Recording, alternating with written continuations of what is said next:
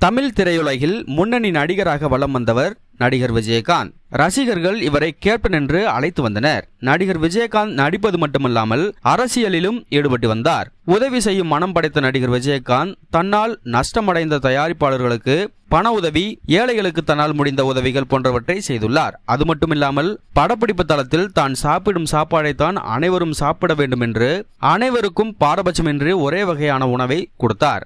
இந்த நிலையில் கேப்டன் விஜயகாந்த் நடித்த காட்சியை எம்ஜிஆர் திரும்ப திரும்ப பார்த்தது குறித்து இயக்குனர் அரவிந்த்ராஜ் மனம் திறந்துள்ளார். அவர் பேசியதாவது, கருப்பு நிலா படத்தில் விஜயகாந்த் பிறந்த நாளை கொண்டாடுவது போன்ற ஒரு காட்சி வரும். அப்போது நான் சொன்னேன், இந்த காட்சியை நாம் எல்லோருக்கும் உதவி செய்வது போன்று எடுத்து விடுவோம் என்றேன்.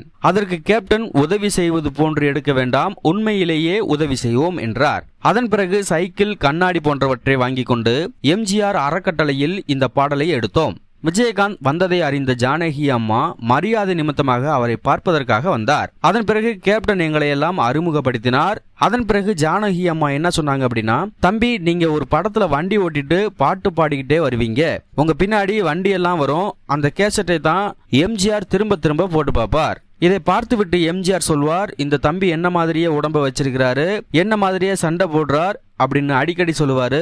ஐயா இருக்கும்போது நீ வராம விட்டுட்ட தம்பி, இல்லை என்றால் உன்னைத்தான் வாரிசு என்று ஐயா சொல்லியிருப்பார் என்று ஜானகி அம்மா கூறியதாக தெரிவித்தார்.